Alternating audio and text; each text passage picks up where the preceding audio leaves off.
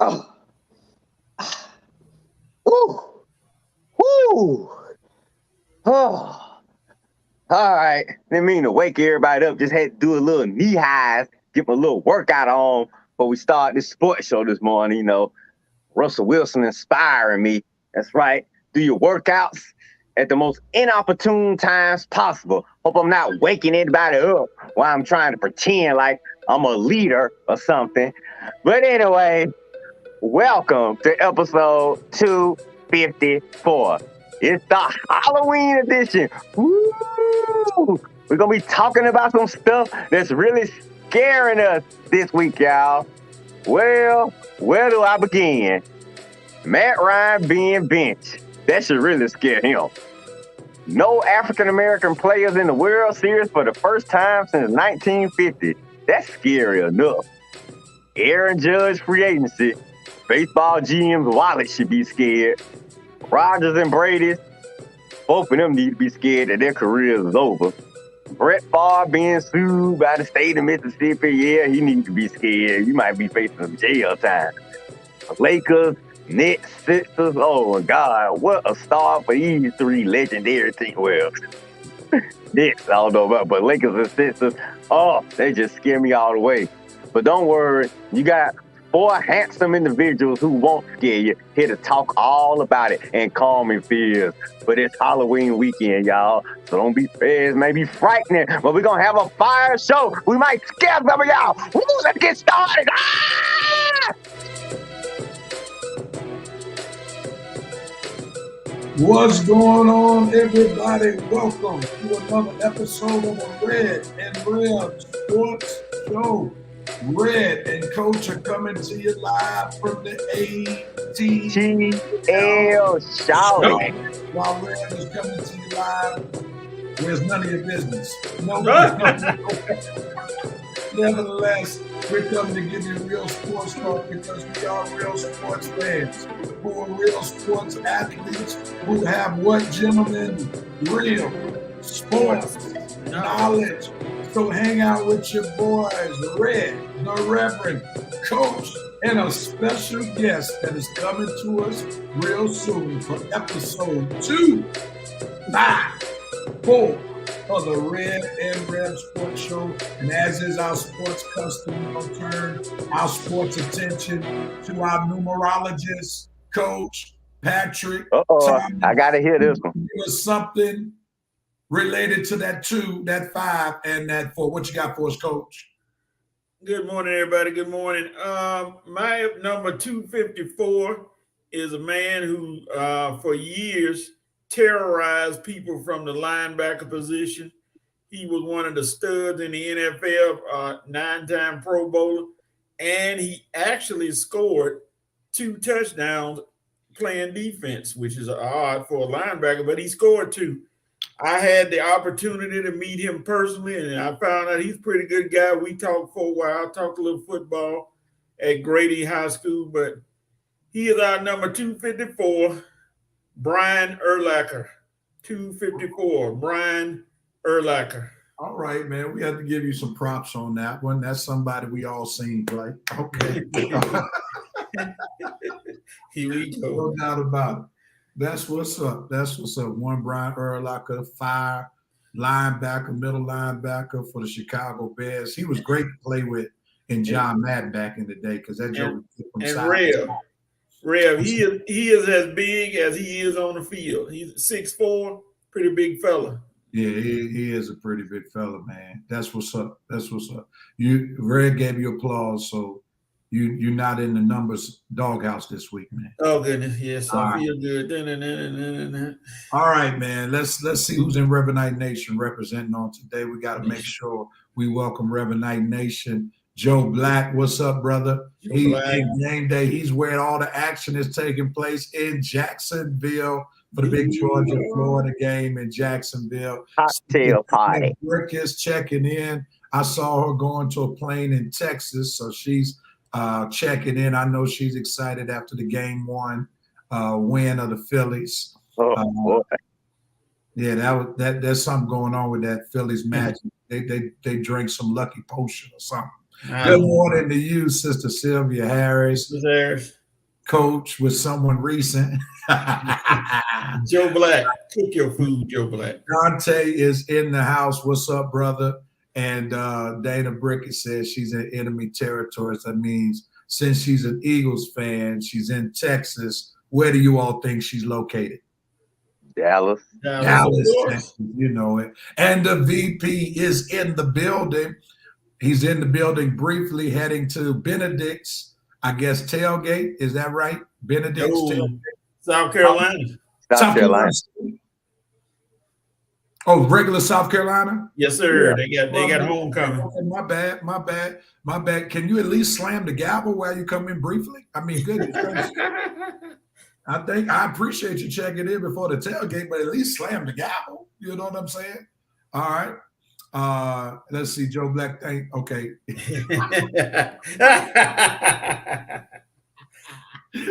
Joe Black and Sister Harris got rehearsal at 11:30, so she'll be out 20 minutes. South Carolina, Missouri. All right, ladies and gentlemen, there's somebody missing in Revenite Nation this week. And the reason why they're missing in Revenite Nation, they decided I want to step up my game and show my constituents that I'm present and accounted for as the president of the Red and Rev Sports Show. So, ladies and gentlemen, come on. Here we go. Let's recognize our president. President Thomas Holcombe of the Red and Rev Sports Show. What you got for the president? He is president and accounted for. The chief is in the building. VP, what are you doing? Don't break the routine. Slam the gavel. The president is in the building. All right, Mr. President, how you feel being on the show today, man? Good morning, Revenite Nation. It's great to be present, but I'm still kind of odd. I'm not in some faraway land catching something. So, but I'm here. I'm present. Let's go. Let's do it. The Prez is in the building, man. Mr. Joe Black, there you go, recognizing the president. The VP heard you, Prez. He has slammed down the gavel. So now we can officially start the show. Miss Harris making predictions before choir rehearsal. You talking about Big Blue over Tennessee? We'll get to that. Oh, I hope so. In just a moment. So the president has made his way. We're glad to have the president in the building. Don't get a VP that much crap, y'all. You know, he used to being on night court. You know, this is afternoon court. You know, night court, one of his favorite shows. I remember Vince. All right, the people are giving homage, paying homage to the president. Look at stand up, salute, get on your feet for the one and only opponent, Thomas, the Hitman Holcombe. The Hitman. All right, I'm following the VP's orders. I'm following the VP. Coach, you didn't stand up, man. Show the president some respect, man. Show the president some respect, man. I know where you live. If I didn't have this bad wheel, I'd stand up, but I can't stand up on a bad wheel. So good to see President Holcombe. All right, Ma. Hey, Mama Harris. Had that spelling correct, baby. Spell check. There we go. He on spell check again. All right, gentlemen, let's jump on into this thing real quick. You all know how we do it. Dope, nope, and cope. I dope moment. This past sports week, nope, who we noping on. Didn't like it, cope, what we feel a little sad about. So we're going to start with the president, see if he got his dope game going on this day. Mr. President, what you doping on this week, sir? I'm doping on this week on a sport that doesn't get a lot of love here on the show, but I'm a fan of NHL hockey. And this past Tuesday, I want to recognize Phil Kessel of the Las Vegas Knights. He became the sports equivalent of the Ironman by playing in his 990th consecutive game. Wow. And he also became the 12th American-born player to score 400 goals. So my dope moment goes out to Phil Kessel of the Las Vegas Knights.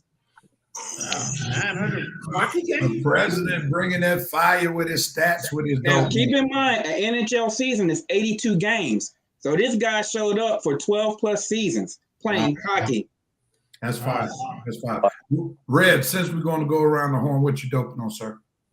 I'm doping on one college game day. Actually, having a show at Jackson State University today. That might be a first for college game day at a HBCU school. I can't remember before where they've ever been at a HBCU school. So the Fort Valleys, the Clark, Atlanta Universities of the world, the Mississippi Valley States, the Howards and the Hamptons. Hey, step your game up. College game, they might show up at your university for one Saturday morning. So dope for ESPN for finally expanding their universe and actually showing up to a historically Black college university for their college game day show. Thanks, ESPN. I see Stephen A. Smith is rubbing off on you. And dope to Stephen A. Smith for his HBCU university coverage as well. All right. If I may step in for a second, they actually made an appearance last year in the contest with Alcorn. Don't call me Alcorn State. Mm-hmm. But I think someone can verify that. All right. That's cool. Coach, what you doping on? I'm doping on one DeMar DeRozan, who became the 50th player in NBA history to score 20,000 career points. DeMar DeRozan be playing. I'm seeing he's going to be a force to reckon with, whether the Bulls win or not. Well, we'll see. But congratulations to DeMar DeRozan, 20,000 career points. All right, and Coach, as I have to tell you each week, lower your camera, sir. Okay. Thank you, sir. Thank you. All right. I am doping on the fact that even though there aren't any African-American baseball players, position players playing in the World Series, at least there is an African-American manager who is playing in the, who is managing the World Series. So I'm gonna give it up to one Dusty Baker. After coming into Houston during the controversy for the second straight year, he has propelled the Houston Astros in leading them to the World Series. So big ups to one Dusty Baker, one of the best managers to ever do it, and hopefully he might be able to break through this season, getting that World Series ring, so he can get the just due that he's worthy of. Winning. All right. We're going over to Red. What are you noping on? I'm noping on these NFL refs seeking Mike Evans down like some little hound dog, paparazzi seeking autographs like some little kids after a game. Who, Mike, can you sign my autograph? Here go a pen, here go a piece of paper, here I'm turning around. You sign back on my shirt, Mike. I mean, what's going on? Referees seeking autographs from players, and of course they gonna deny it and say, no, they came up with some, I'm giving Mike the number to some golf pro or some crap. Man, get out of here. You really expect us to believe that? You were seeking an autograph. You weren't giving Mike the number to no golf pro or golf game or whatever kind of whack excuse you made up. I'd rather come up with some other excuse than that. You could have just said, hey, I was giving Mike a number to a plumber or something I know, or maybe, some type of service like that. But sorry, nope to NFL refs seeking autographs from players after games. All right, Coach, what are you noping on? Well, I'm noping on a real sad day yesterday when we found out that Vince Dooley, the architect for one of the successful coaches in Georgia history, passed away at age 90. He had been battling, his wife said previously he'd been battling COVID-like symptoms, and she thought he would recover, but unfortunately he did not. So for Georgia football and others, sad day, note moment goes to the passing of Vince Dooley. Coach, that's more of a Colt moment, maybe. You think so? It's a Colt? Yeah, that may be more Colt, but we'll let you go. Nope. I mean, what you noping on his death? Okay, we'll move on. I mean, I'm not trying to make light, but yeah. I was just saying nope because it was a sad. Okay, I know what you're saying. That's more Colt, sir. That'd be more sad. So I'm focused on your note, Coach. All right. I am noping on, wrong person. I'm noping on my Morehouse College Tigers looking like Mission College of school days for homecoming last week. They've gone 0 for whatever, how many games they played. So it's bad this year in Atlanta for the Morehouse Maroon Tigers. And it's so bad that there's some alums who have started trying to put together a booster club so that they could try to have some influence on who gets hired and who gets fired.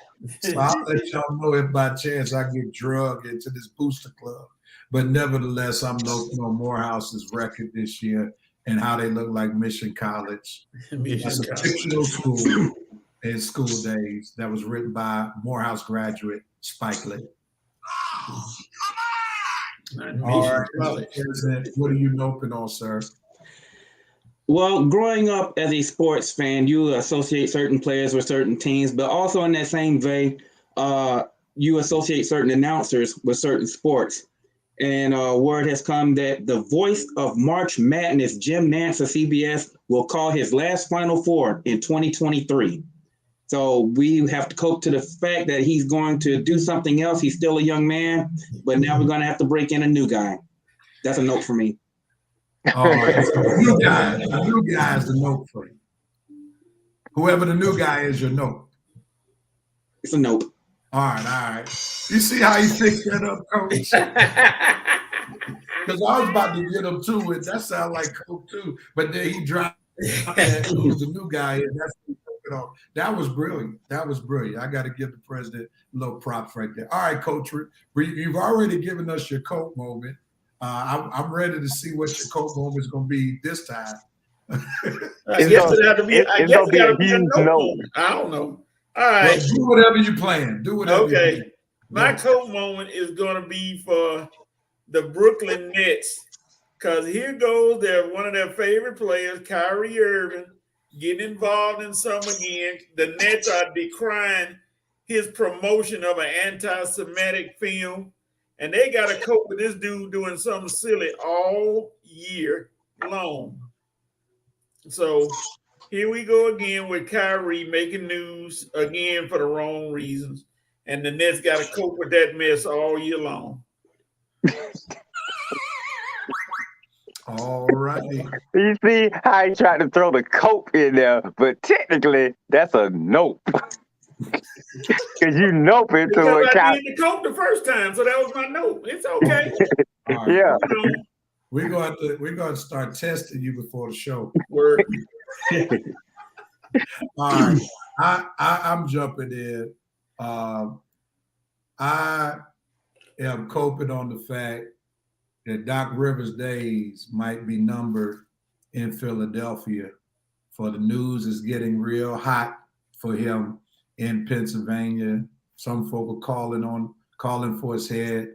Somebody even made a diss track. Some fan made a diss track basically trying to suggest that it's time for Doc Rivers to go. I'm a Doc Rivers fan. And I understand he has underachieved in certain places. And I don't know if he's underachieving with the Sixers. I don't know if James Harden and Embiid are the best combo. And we'll talk about that later on in the show. But I'm coping on the fact that Doc Rivers' days might be numbered in Philadelphia. All righty, Mr. President, what are you coping on?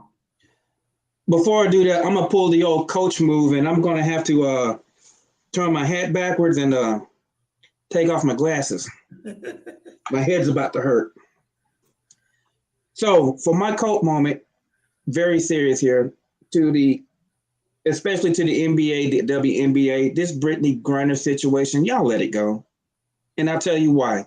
Unpopular opinion. You have to understand, ladies and gentlemen, that just because you're an American, your rules and your laws do not travel with you. And you did it in the worst possible country that you could ever go to. So to go out and say, hey, she's unjustly detained and it's unfair, it is what it is. There has to be some kind of accountability. So we just gonna cope with the fact that she got herself into trouble. It is what it is. Gotcha. All right, what are you coping on? You mean coping on? I said coping. Oh, okay.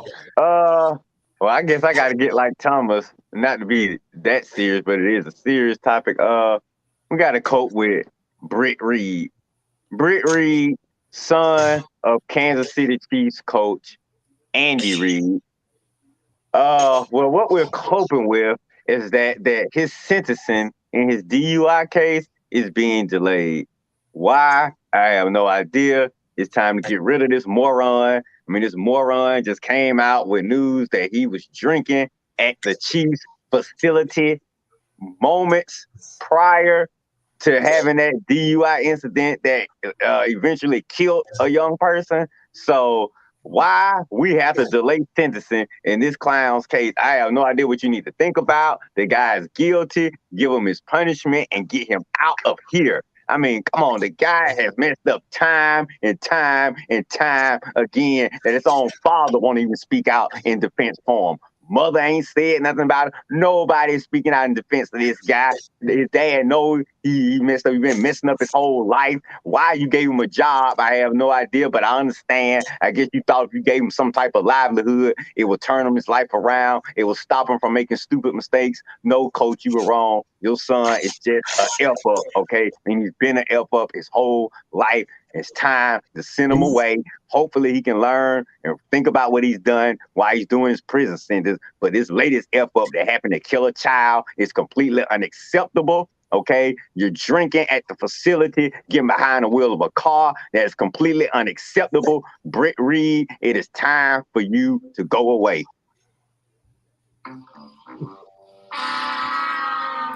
All righty. Red has spoken. All right, let's see what the Revenite Nation is doping, and coping with on today. Let's see if they got some fire comments. Let's see. Here it is. Man, we got quite a few. I know we stopped. We didn't even go back and check them. Dante says, I have a special dope moment, not sports radio, but Thursday I came a certified electrician. Big ups to you, Dante. That's shocking. Congratulations. Congratulations, Dante. Is doping on the Eagles picking up Robert Quinn. Eagles preparing to win, of course. My Phillies taking game one as the underdogs of the 22 World Series. Also doping on Maxey on his 44-point game to propel the Sixers on the win. Clearly, we see that you are a Philadelphia fan. All right. All right, Sister Brickers. The VP is doping on the coach, Prime Effect. College game day, HBCU. This wasn't the first time. Let's not make it the last. The VP says Dusty deserves a crown. I will root for the Castro just because. Indeed. Plus, I want to wear an Astros jersey to church one day. Uh-oh.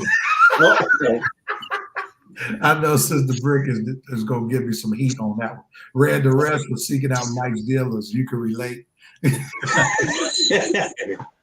No, the breakdown of the Lakers, unbelievable. We'll talk about that in just a minute, coaches. So it's hey, what's going on, Kelly Nicole? Glad to have you.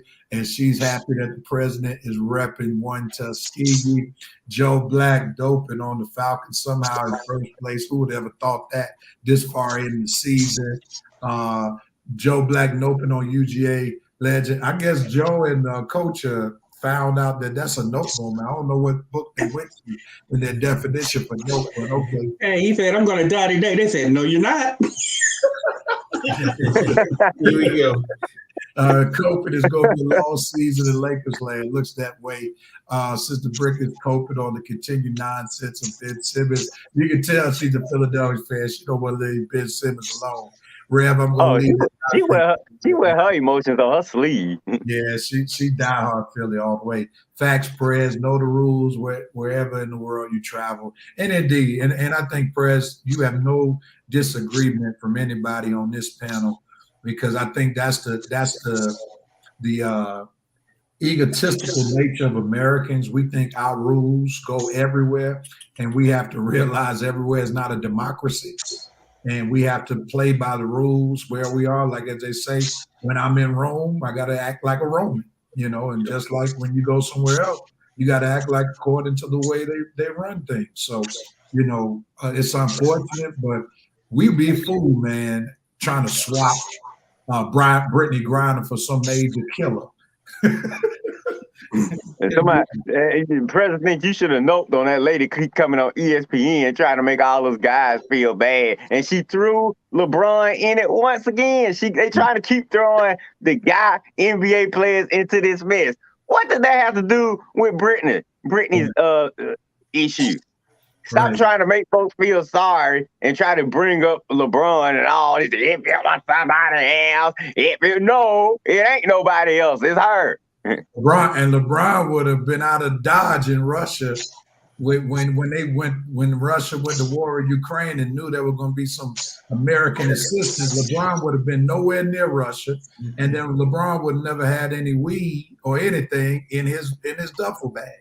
Thank you. I mean, come on, man. Let's not act like she didn't do something wrong. I'm sorry that she got this penalty, but that's their rules. LeBron would have had some eugenics. Good morning. Athlete traveling with weed always been, even when Damon Stoudemire used to get caught at the airport, I used to think that was dumb. Like, dude, you leave your stuff at home. You going out of town, what you traveling with that stuff for? Yeah, Red knows how to travel here. Okay. Oh my God. Hey, Red, I don't travel. That's the thing. Yeah, I know how to travel with it. I don't travel with it. Travel at all. All right. Yeah. President, that's an excellent quote moment. I see how you feel, but you're absolutely right. Accountability, no doubt, no doubt. Dante says thank you to everybody. He's the real MVP on this week. I'm going to ignore that, Red. Bring your jersey. I'm wearing my Morales to church tomorrow.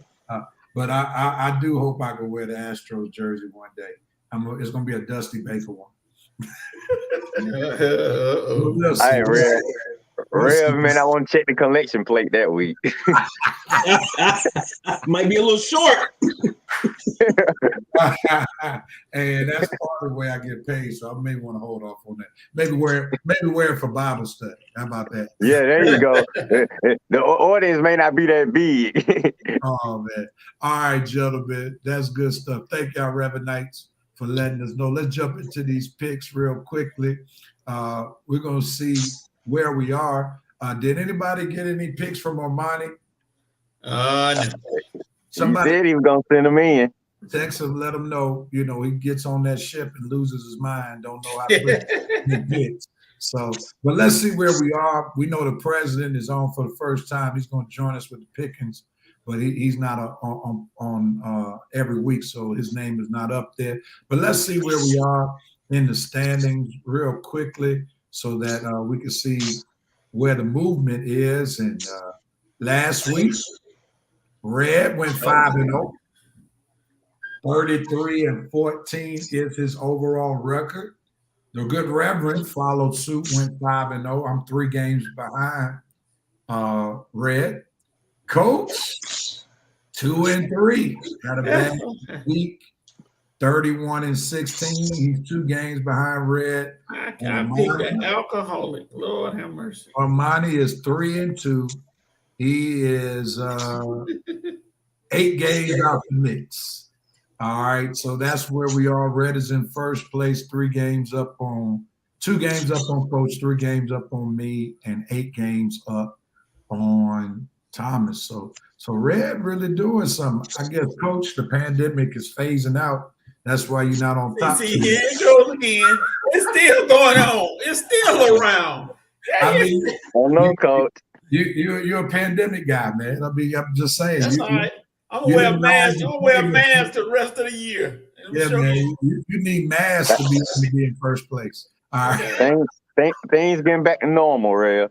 Yeah, man. I tell you, Coach thrived in the pandemic, Coach. 2 times. All right, here we go. Baby. 2 times. All right, let's go, man. Let me give y'all some music to pick some picks on. I'm gonna do a little. Let's see what we got. Let's do a little 50 Cent today. Let's do a little 50 Cent. Let's do a little 50 Cent. It's your birthday. All right, here we go. And y'all know the president is a DJ, so when his head is popping, you know I'm going to pick a good song. All right, here we go. We got Cincinnati versus UCF. Let's start with you, Red, since you're in first place.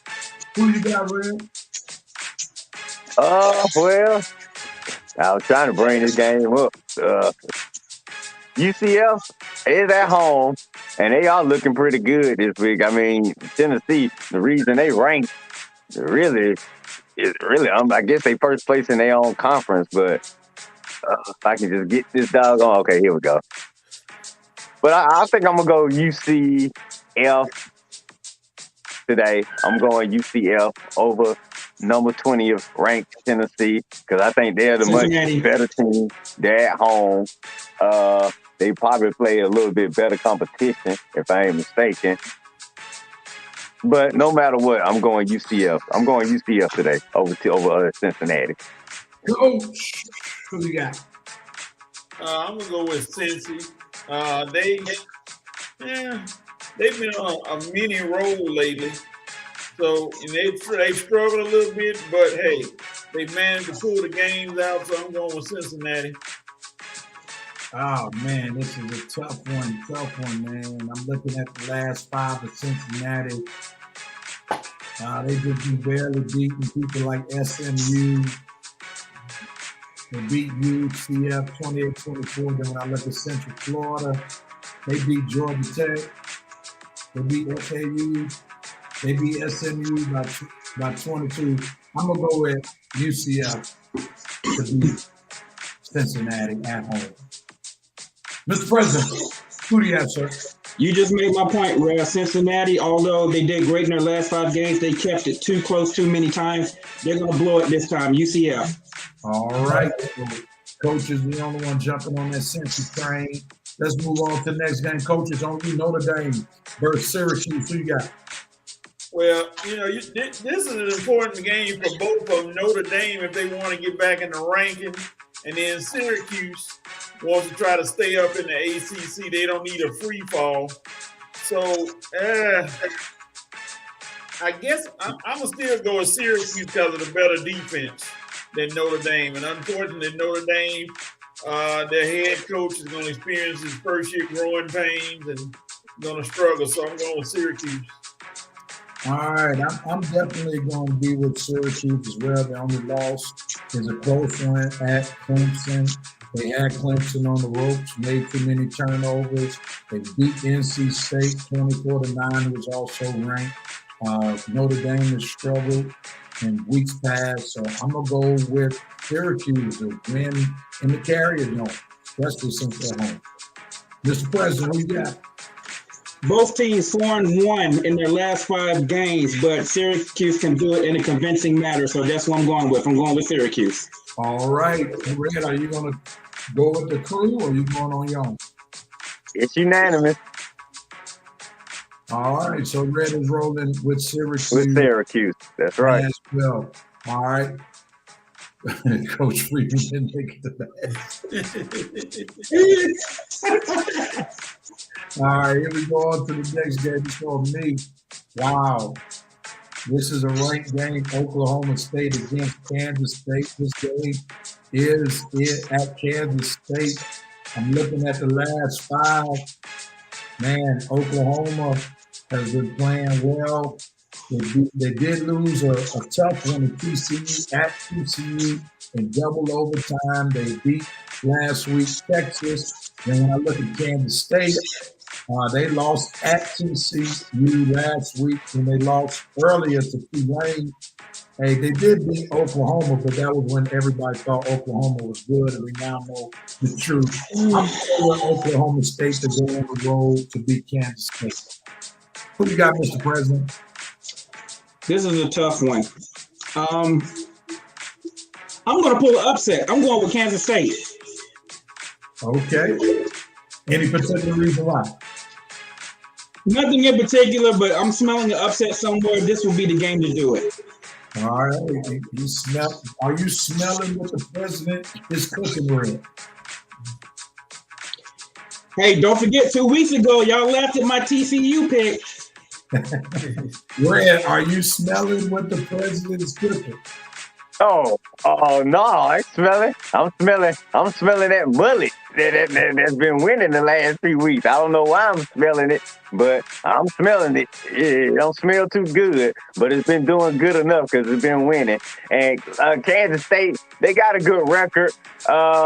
The offense is solid, but it's not explosive like Oklahoma State offense. You know what I'm saying? The defense is they're more of an even keeled team, whereas Oklahoma State offense is a little bit above average, and that's the reason I'm taking them, because I think they can score at a more easier pace than Kansas State, even though Kansas State is at home and an upset is possible, Mr. President. I just think the mullet got these boys on fire right now, and this is the time of the year when he usually keep his little rhythm going. He don't make that mistake until maybe it's mid-November, late November is when the mullet mess up. It's late October, early November. They're still in the mullet's little gray area right now, so I'm gonna say he's gonna win today.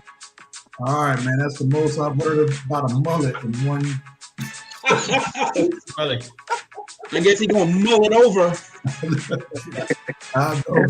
We're gonna finish with a mullet this week. All right, go ahead, Coach. Who you got, man? I was going with Kansas State, but I found out late word that Adrian Martinez, Kansas State quarterback, may not play because of an injury. So if he's not out there at quarterback, Kansas State has no shot. So I'm going Oklahoma State.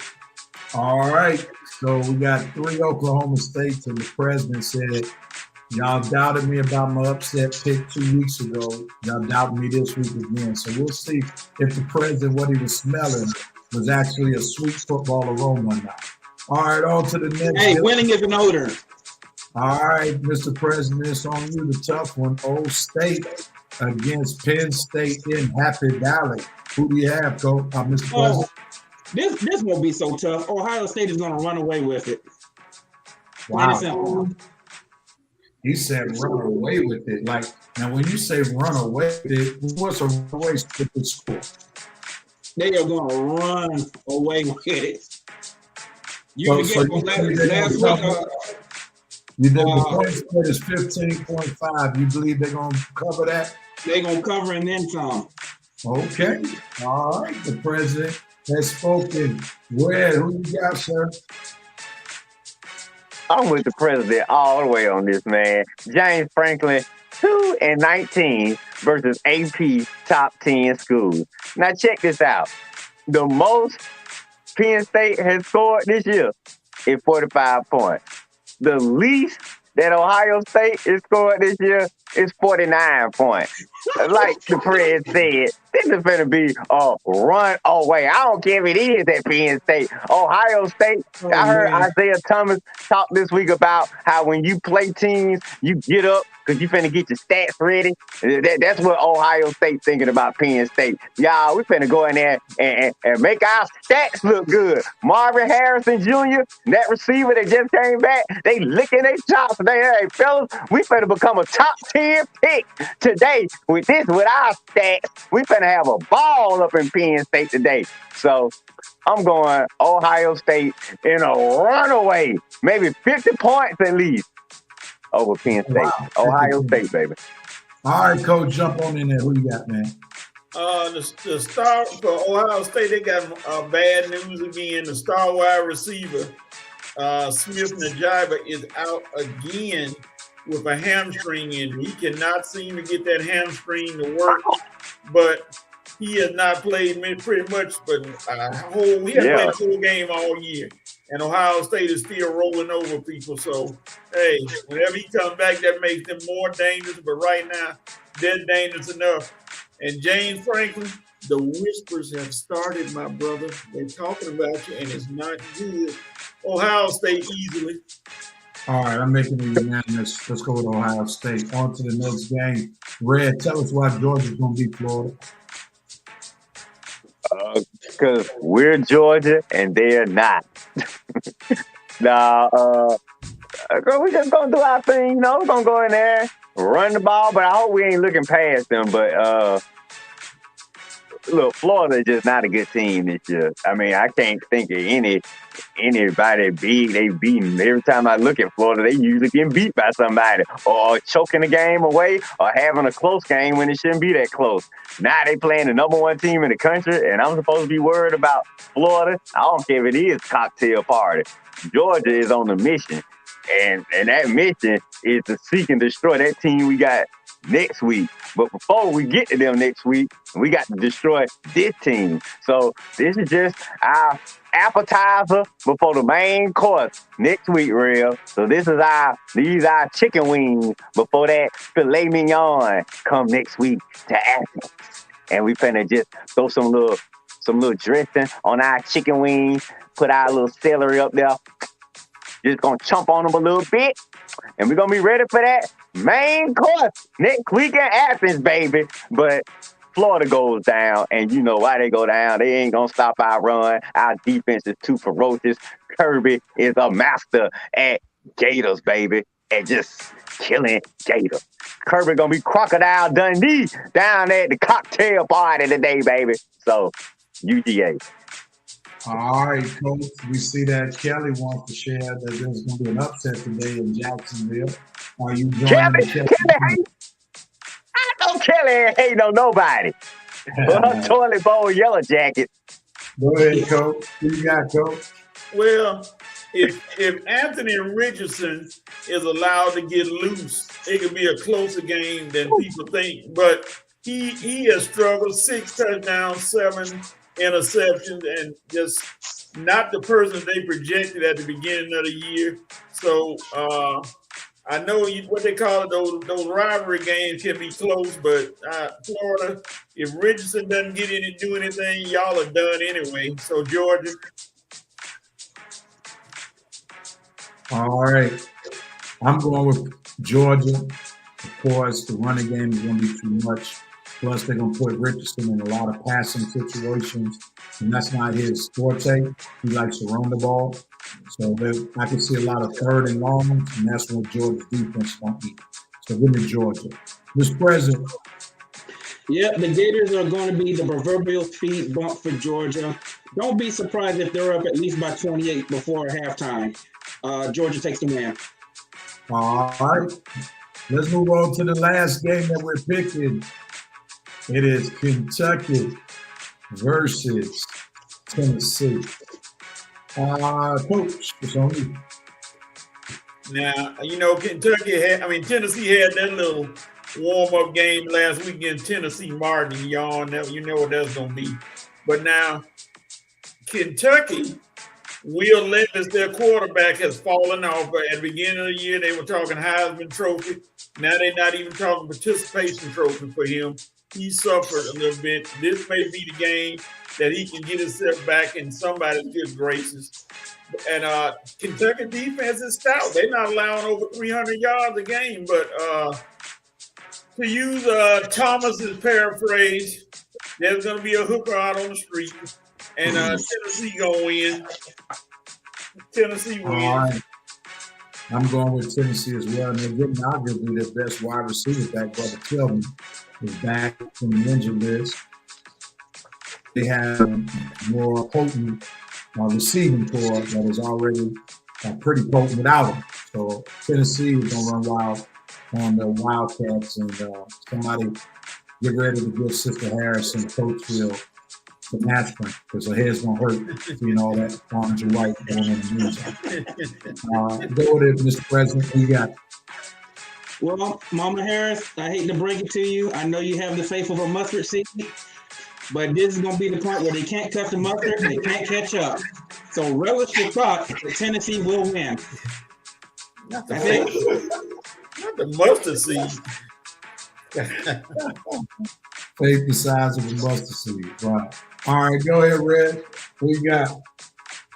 Oh, man. I'm sorry. I'm so sorry, Miss Harris. I tried everything I could to figure out a way to get y'all a victory this week. I just don't see it. It's gonna have to be us next week, man. Because I mean, maybe if it was on bluegrass in Kentucky, I would give y'all a puncher's chance. But in Tennessee, the way they balling right now, and they still blind. They don't know what's coming next week. So let's keep them blind into next week. I say Tennessee win again this week, but we all know what's coming next week. So go ahead and enjoy your last Saturday in prosperity, Tennessee. 'Cause boy, woo.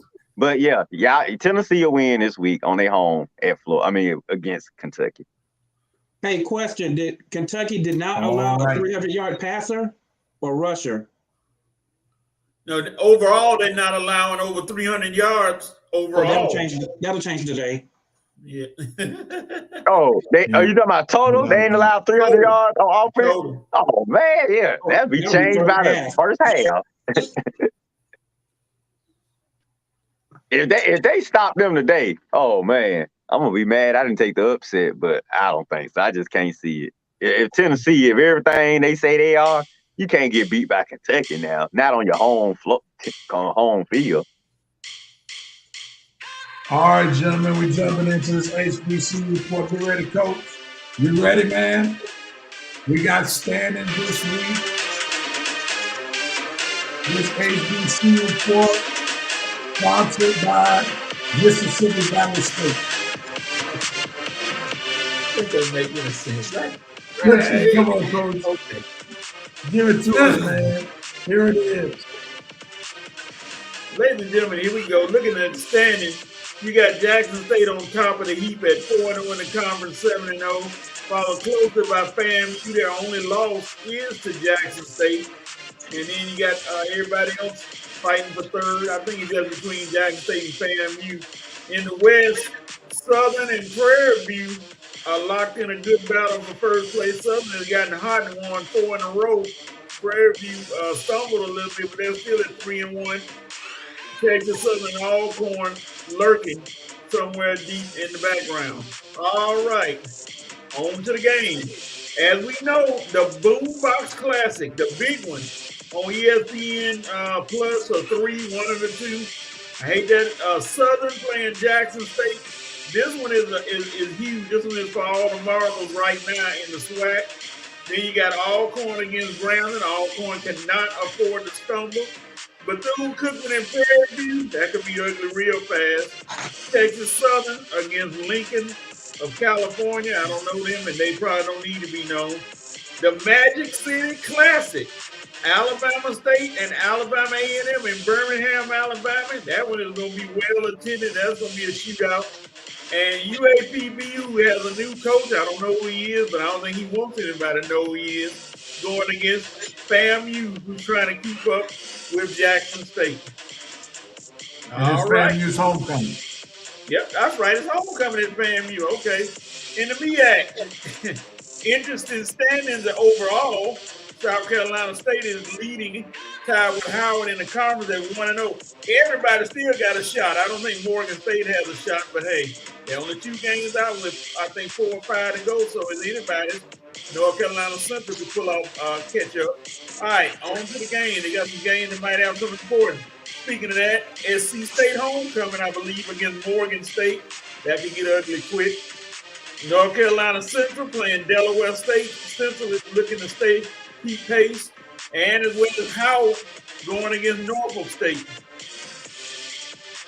Moving on to SIAC. Benedict is at 6-0. Folk Valley, FOT, not FORT. Folk Valley is 4-1. Albany State is 4-1. So all 3 of those teams are trying to keep pace with each other and see who can win that eastern side. There's Edward Waters Elementary at 2-3. We want to talk about them. In the West, Tuskegee is 5-0 in the West. Right, and they play Kentucky State today, so that should be a good battle. Lane, Miles, and Central State, well, just finished the season. It's going to be okay. All right, moving on. Miles plays Edward Waters Elementary.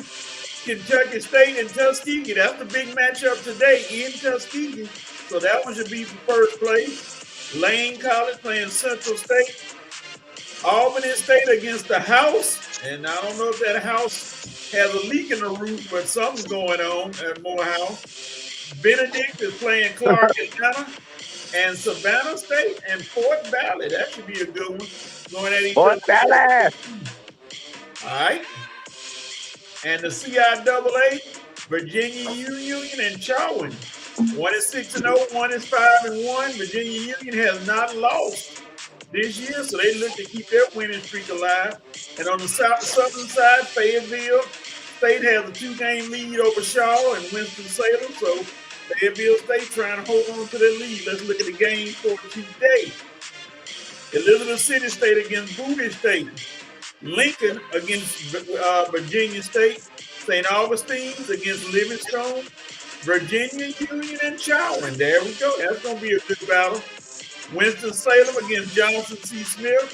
And Fayetteville and Shaw. So we got the contenders going at each other today in the CIAA. And that's your HBCU report. Thank you, Coach. All right, let's move on, gentlemen. As we have finished our HBCU report. All right, gentlemen, there was a huge topic that went across the wire this past week. And I think some of us knew it was coming sooner than later. I wish Atlanta Falcons management knew that it should have been able to come down the wire maybe about 8 years ago. But nevertheless, Matt Ryan was benched after 7 games of the Indianapolis Colts, being the start quarterback for the Indianapolis Colts. They benched him in favor of the QB from Texas. And we see that the benching is not just because of his injury, but they said they want to bench him to make sure he gets out healthy so they won't be on the hook $12 million. So let's go to Red first and foremost. I know he converted into a Matt Ryan realist. He was one day lost, but I helped him be found. And he's been found for about 4 years now, 5 years. So Red, what were your thoughts, man, when you heard about Matt Ryan being benched in Indy?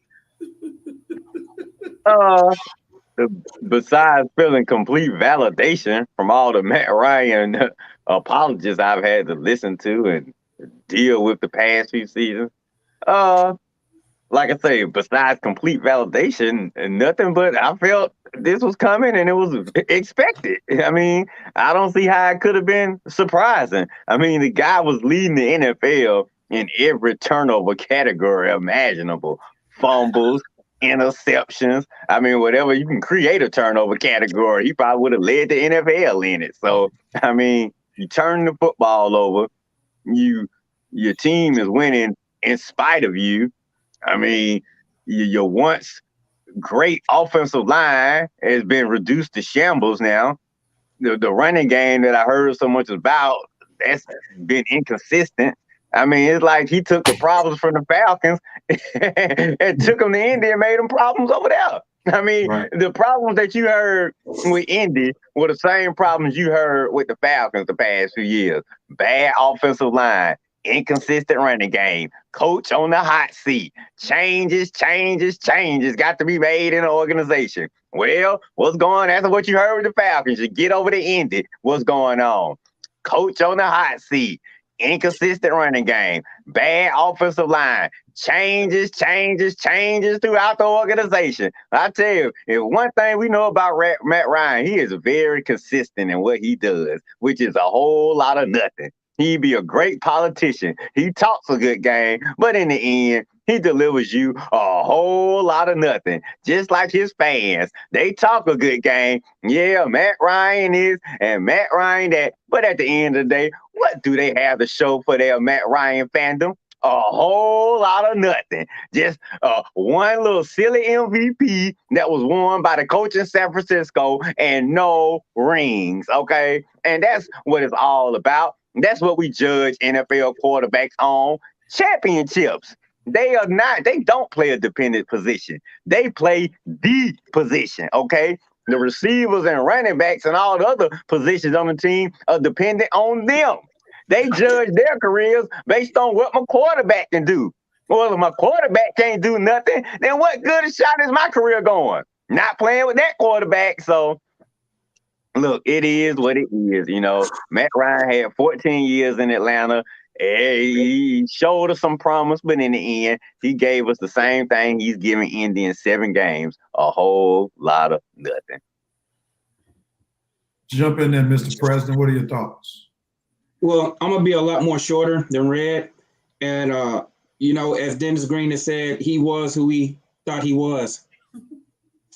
Point blank. And I'm surprised that he even fixed his mouth to say that he was disappointed about his mention. Dude, you sucked.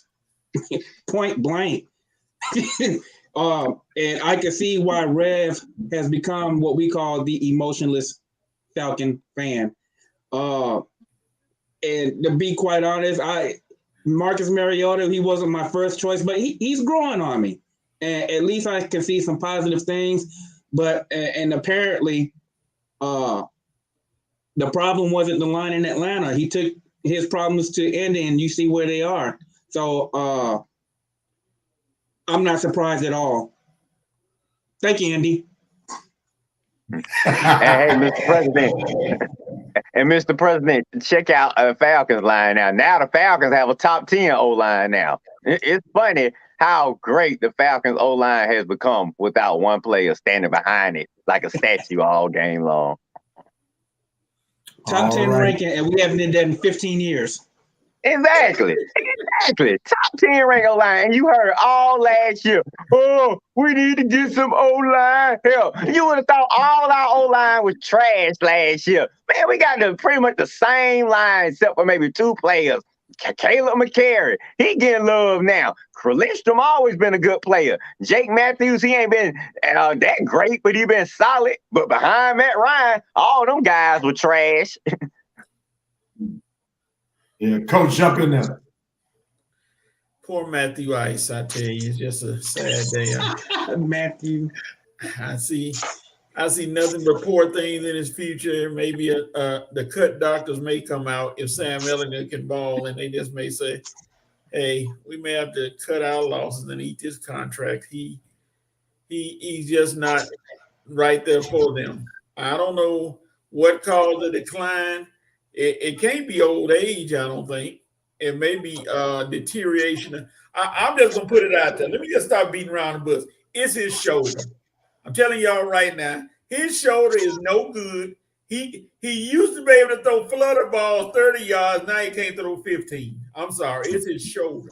Y'all keep talking about how bad a quarterback he is. His shoulder is hurt. Once he get that thing scoped, roped, and doped, and put on whatever you need to put on, Matt Ryan will be throwing the ball instead of 15 yards. I guarantee y'all, and I'm going to say it right here, book it like Rail said, he'll throw it 20. I knew it was coming. Coach got half a mustard seed of faith.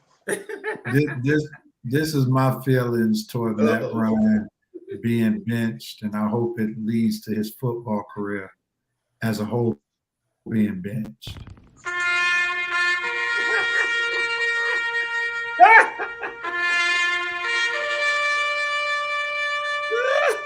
Falcons should have done this a long time ago.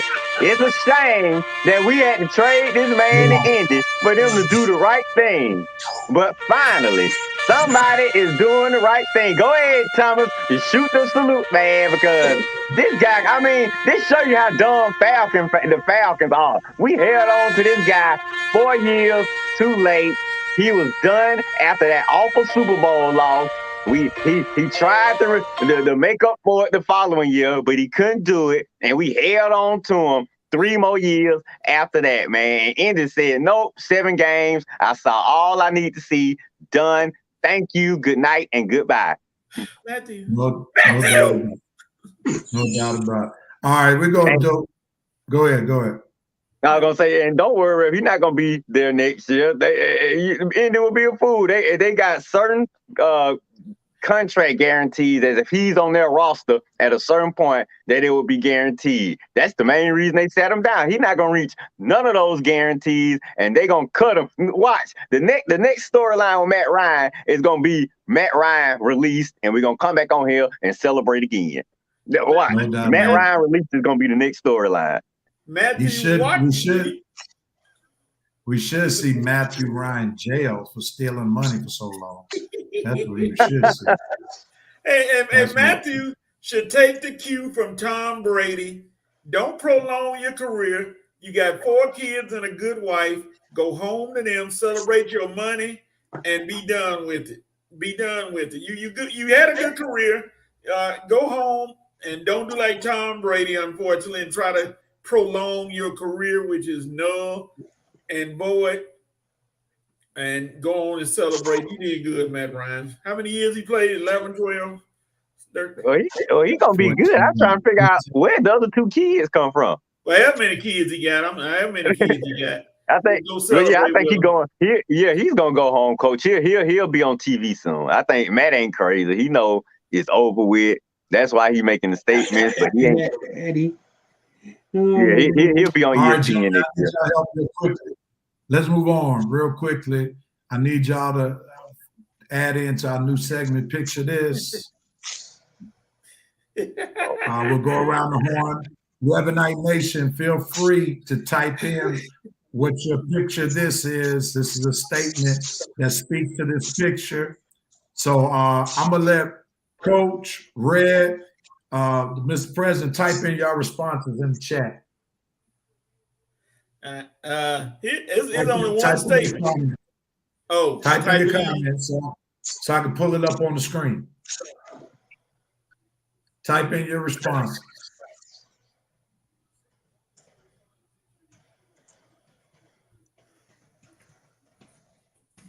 This is picture this.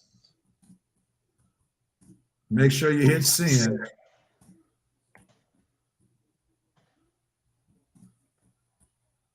Now, don't put it in the private chat. Put it in the comments. Put it in the comments. All right. I didn't write that. This must be Coach right here. Yes, sir. I don't know why it won't let me change over. All right, this Coach right here. The Falcons are better than us.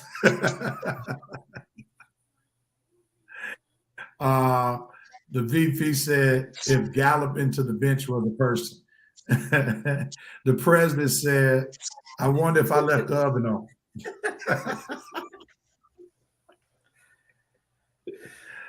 All right, Red Rose. I guess they finally figured. Look at Red. Come on, Red. We can put the first part on, man. Come on. I know y'all can read though. Oh my goodness! I guess they finally figured me out. That's a classic right there. That is good. I like that one. I like that one. I think we might roll with that one right there. They finally figured. I guess they finally figured me out. That's nice. All right, gentlemen. Thank y'all. The guy in the back is looking into the hills. That's Dick Foles right there. Yeah, that's Dick Foles right there. He might as well, because he's looking at the game. Why you gonna look at the game with Matt Ryan? Yep, that's Nicky Foles right there. All right, gentlemen, that was pretty good. Thank y'all for joining in. Picture this.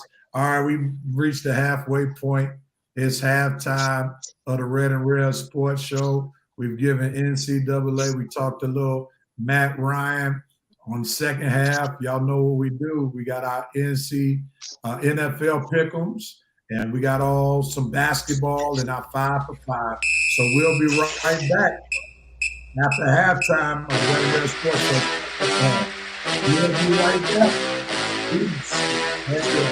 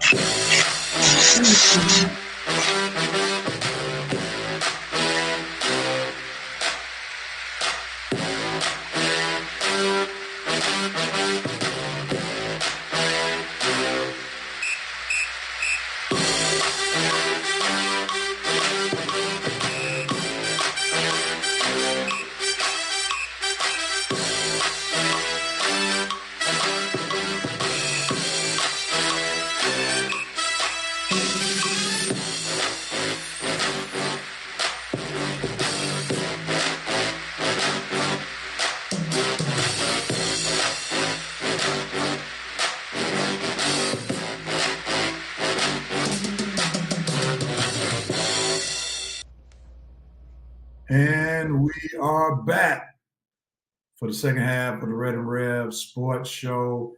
We've had a good show so far. The president has joined us and has brought the heat, and we have definitely enjoyed. Is this question? Yeah, I will see how you sister Brickett check what she has.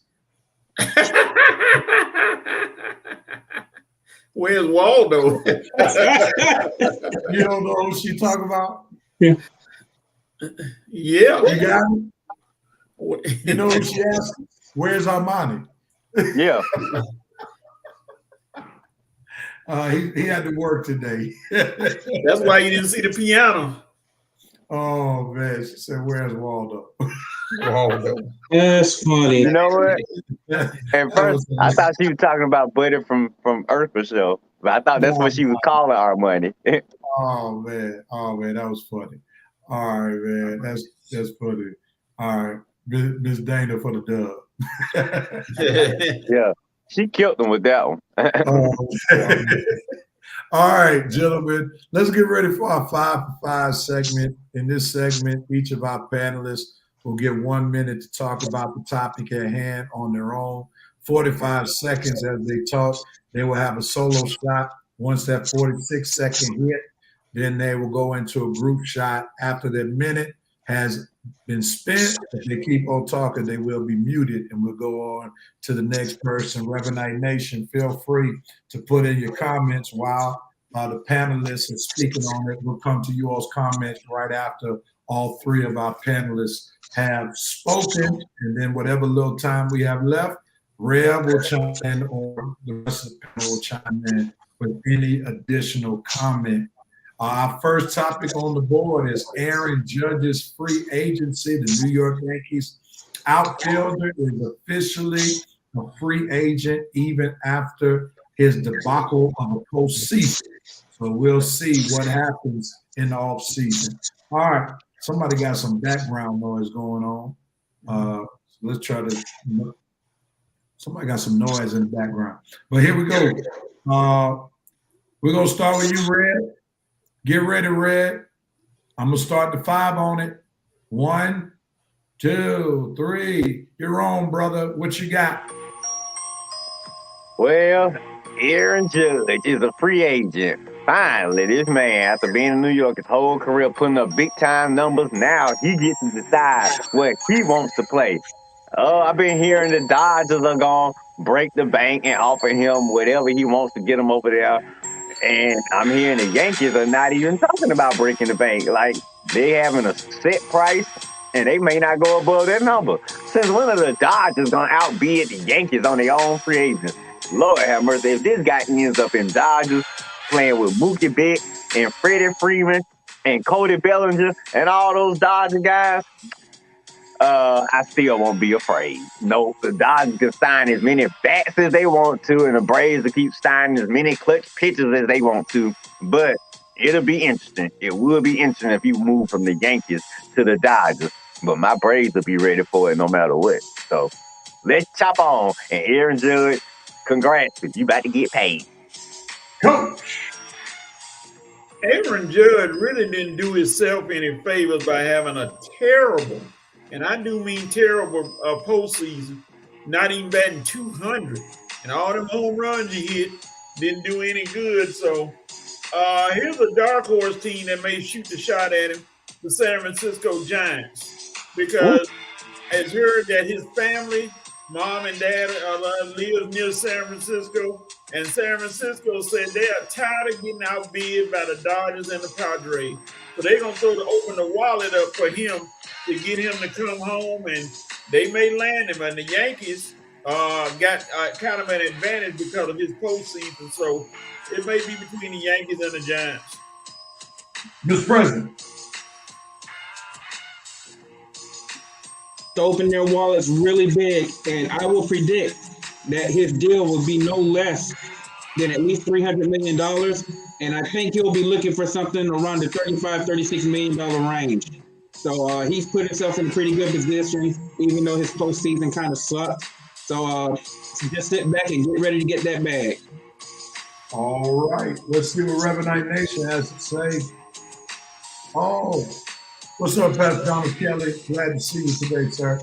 God bless you. Hope Sister Kelly's doing well in the DMV.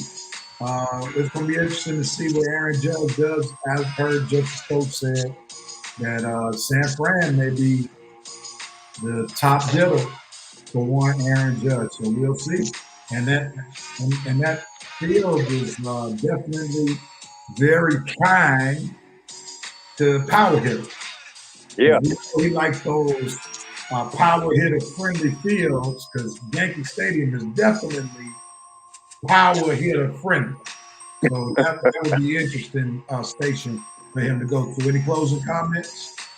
Man, if he goes to the Giants, can you just imagine all those guys in the pool sitting there every game waiting for those home runs to come splashing in the water?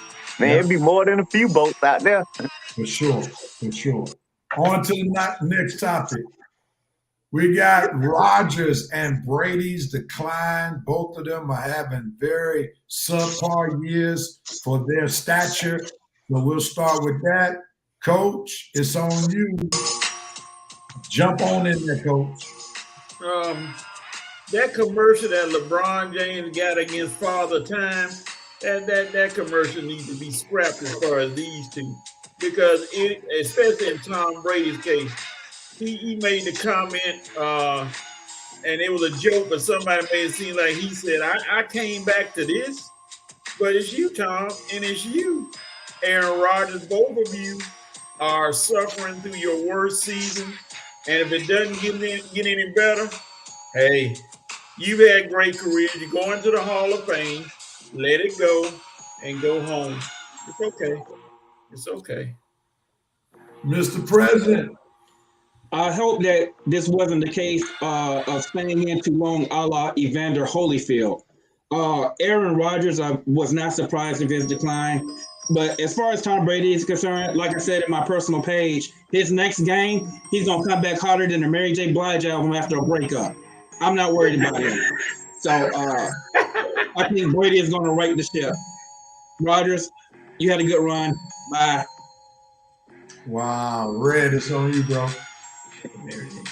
Man, I hope Brady don't come back hotter like Mary J. Blige. I hope he come back like Whitney Houston after all her problems at the concert. You know, just completely off, not sounding like herself. You really need the time to retire. That's how I hope Brady comes back, because my Falcons are leading the division, and he knows that he should not even be playing. He knows that he should have went home to his family, and now his family is breaking up. I hate to see his family breaking up and him going through his divorce, but that's on him, because you shouldn't even be playing. Look how you playing, man. Look how you playing. And now Thomas think now that the divorce is finalized, and now all of a sudden you finna start playing hot. No, it's finna stay like this. Oh man, I ran out of time talking about Brady. Look, Brady, it's over with. You need to retire. And Aaron, you your own worst enemy. You the reason Adams is in Oakland, man. You yourself, you're inconsistent. So Aaron got some years left. Brady is. All right, there we go. Brother Martin said, good riddance, Aaron Rodgers and Tom Brady. Let me ask a question for the panel since we got a few minutes. When it comes to Aaron Rodgers, is it more father time or the lack of a dominant wide receiver for why he's struggling this year? Because we know just last year he was the league's MVP. He was the league's MVP. Just last year he had Devontae Adams, who's arguably one of the best wide receivers in the league. He no longer has anybody near Devontae Adams. He doesn't have anybody, that's considered a top 20 wide receiver in the league. So is it lack of talent or is it father time for Aaron Rodgers? One sentence. Red, what you got? Just no rapport, no chemistry with his receivers, and no will or desire to get it with them. I'm saying he doesn't work out with them in the off season. You don't do anything to show that your leadership. I'm just saying it's not Aaron Rodgers still got talent left. It's just his will to commit and his desire to bring the young guys along. And all he wants to do is just deflect blame afterwards, man. He ain't nothing but a finger pointer. Coach. It's a lack of father time. I mean, hey, I'm just playing. Roger, those wide receivers got you out there to be paid to catch the ball. Rogers hits them in the hands, but sometimes it throws off. They all just need to have, and using you, Rev, come to Jesus meeting. I got you, Mr. President. It's a combination of both. He's getting older, and then the offensive weaponry is not what it used to be. But overall, as a longtime quarterback, he got to show leadership and mentor to these young men, and basically tell them what he wants. You tell your team what they want, they're going to give it to you. But you got to step up and show that leadership. All right, gentlemen, on to the next topic. We're going baseball right here. We know there's a World Series going on between the Philadelphia Phillies and the Houston Astros. The Philadelphia Phillies take game one, coming back from 5-0 on last night. But the bigger story that some of us are looking at, especially as African Americans, no African American players in the World Series since 1950. We didn't say there weren't any black players. We said there weren't any African American players. So with that being said, Mr. President, what's your thought? Go.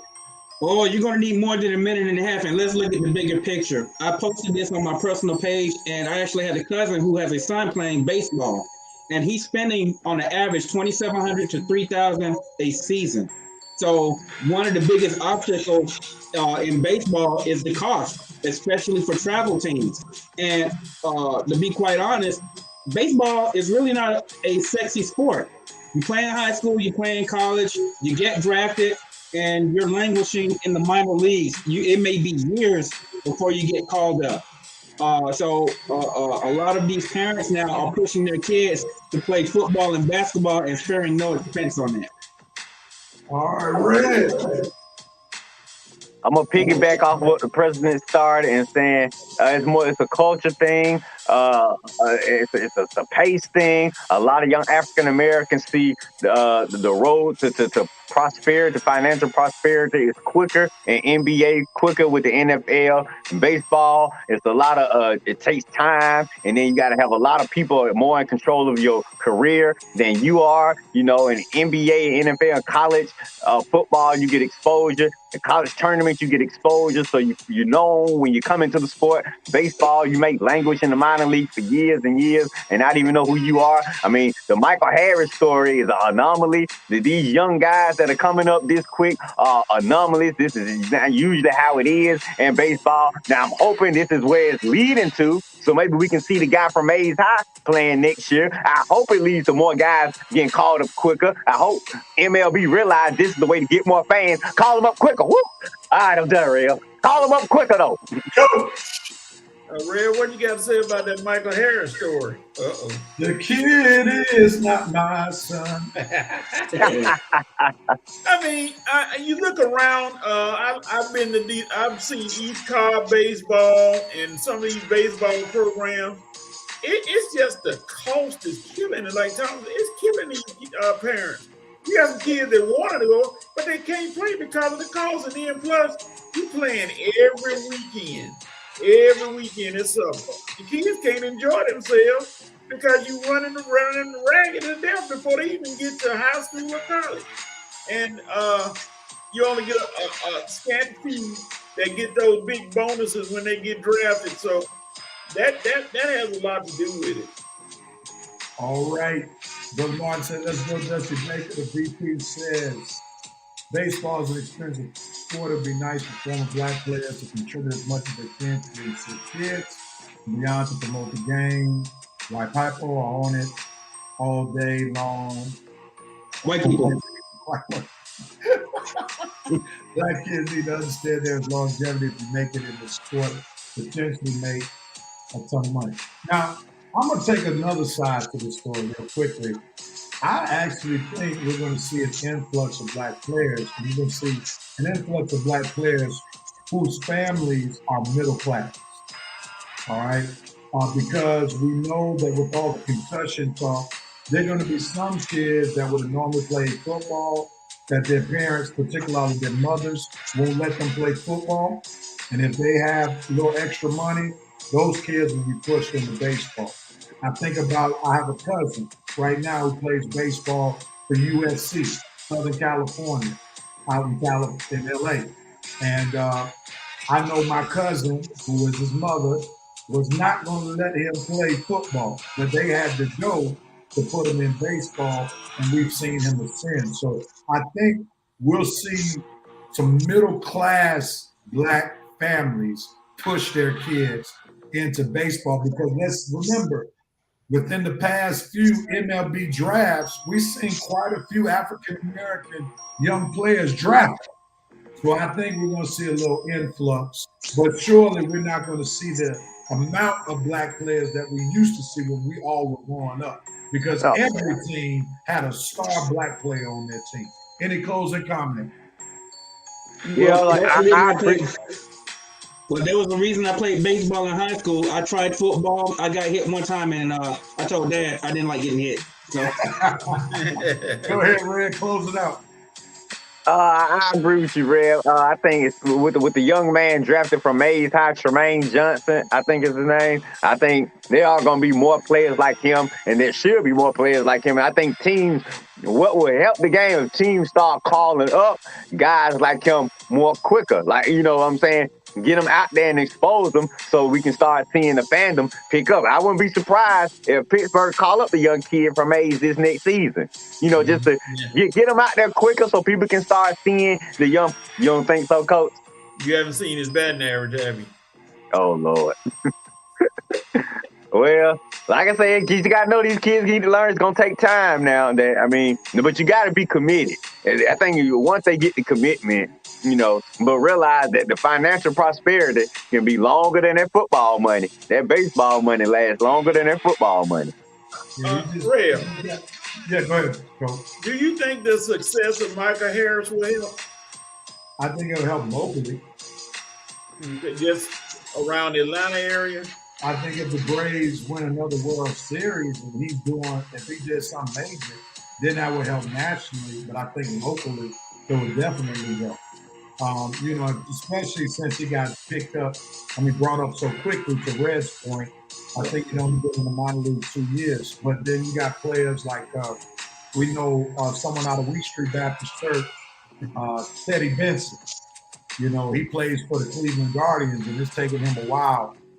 Now about 4 or 5 years, he finally got called up this year. Yeah. Who was the kid with Seattle? It was a kid with Seattle that was from Atlanta.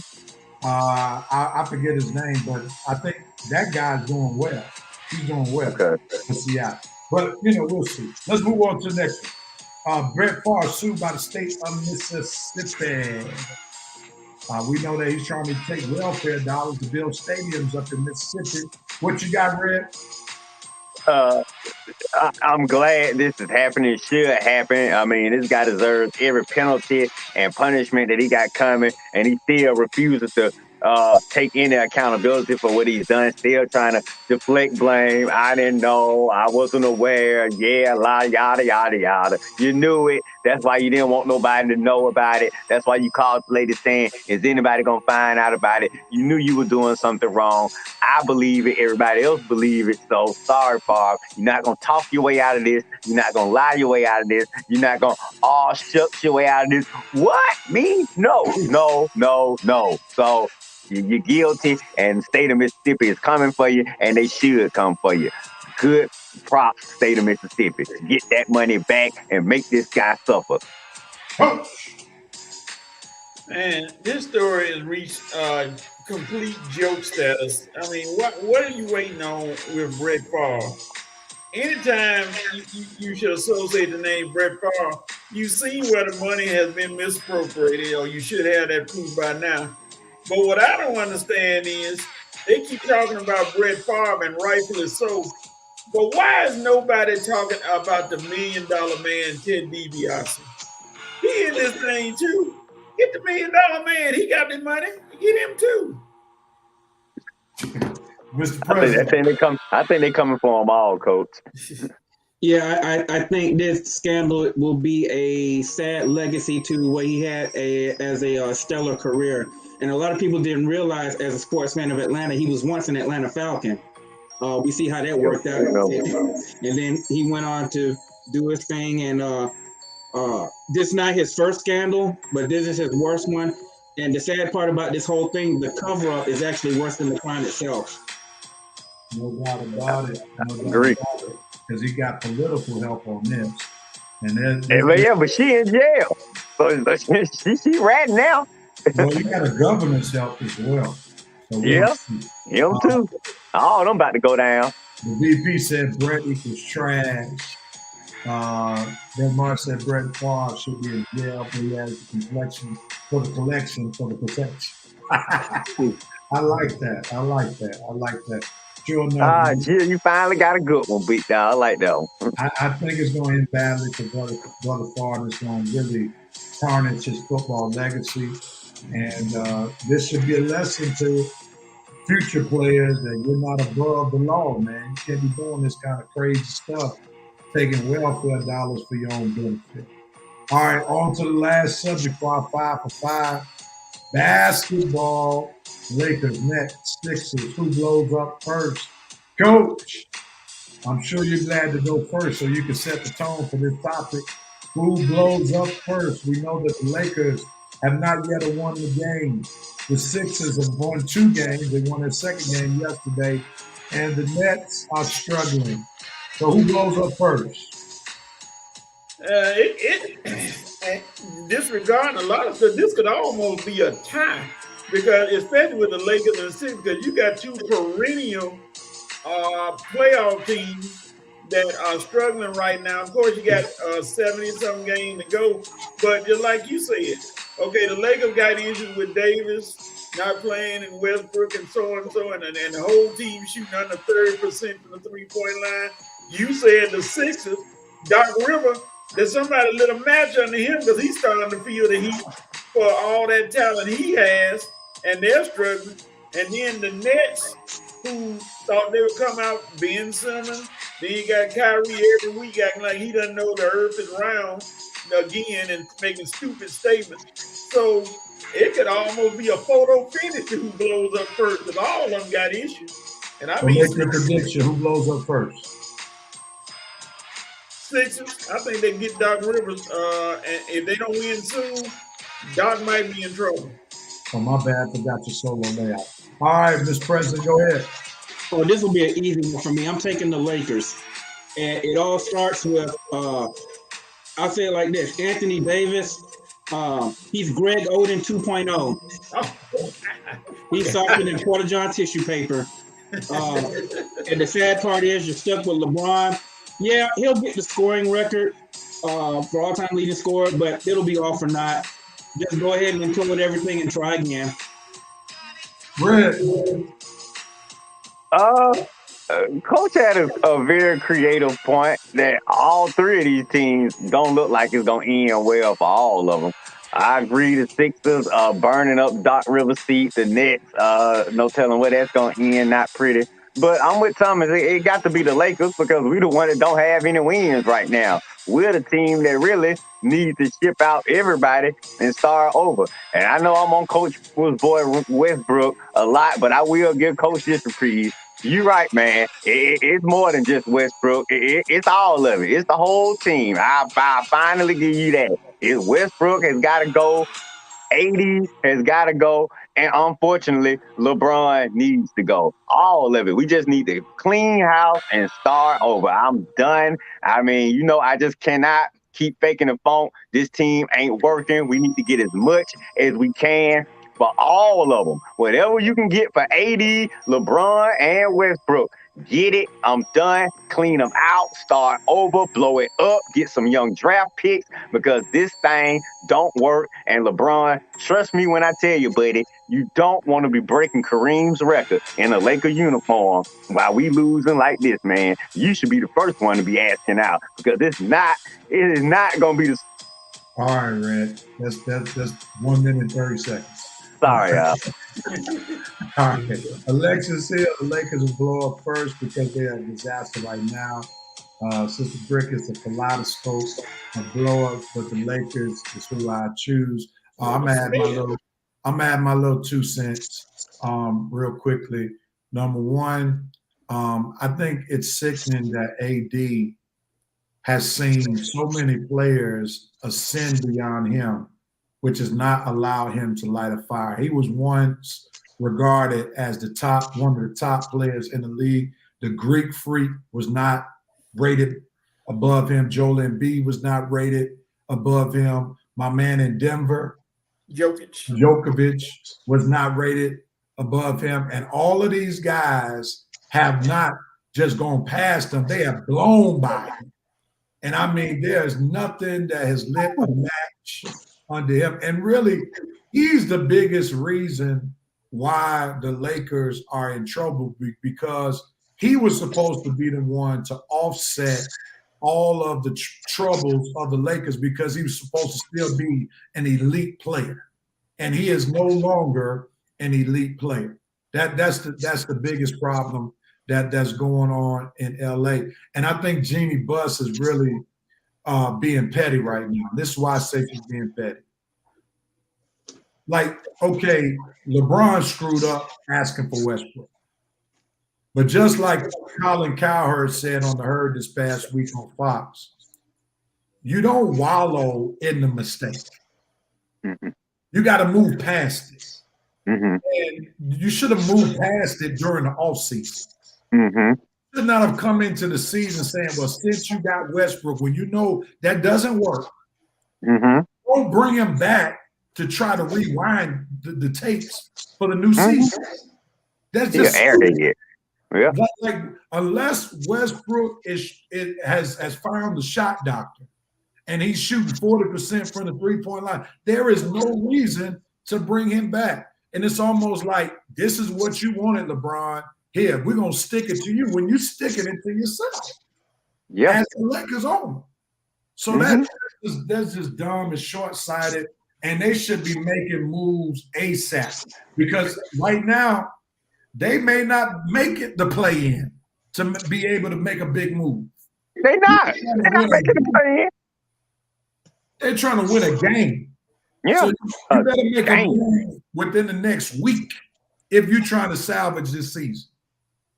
I'm with you, Rev. Like, I mean, like I told somebody this week, I thought Dim Buss was bad, man. I didn't want to say this because I know publicly I be on Jeannie's side, but I put it in somebody's inbox. I said, man, I thought Dim Buss was bad.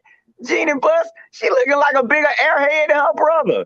I mean, what were you thinking? Bringing you, like you say, why rewind the mistake? You saw last year it didn't work. Why bring it back and then say stupid stuff like, well, we waiting to Thanksgiving to make moves. Or we wait. What are you waiting to Thanksgiving for, you idiot?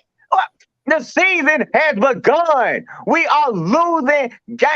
Oh my God, her dad would be going crazy right now. What do you think Dr. Butts would be saying if he was alive and we 0-5? Oh my, this is ridiculous. Jeannie, I don't know what your I give Jeannie credit though, Rev. She is not an Anthony Davis fan. And I'm telling you, don't be surprised that he might be out of here before Westbrook. And that's how serious Jeannie does not like Anthony Davis. So that part is true. That's why you remember when she bought Drummond in last year? Remember how she was hugging all on Andre Drummond and stuff like that? Have you ever seen her do that with Anthony Davis at all? Have you even seen her mention? Does she even talk about Anthony Davis? She talk about LeBron.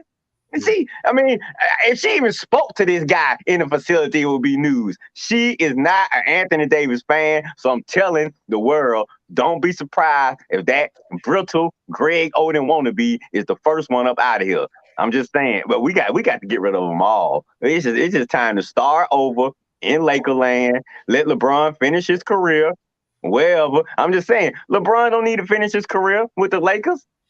Westbrook, it's time for him to go, and AD need to go. It's just time to start over, get draft picks, start over, and this time let's keep the pieces we actually rebuild with instead of shipping them all off like we did. All right, now, since we went over on that topic, your reports for the Falcons and Steelers got to be short. All right, so we can just go straight to the picks.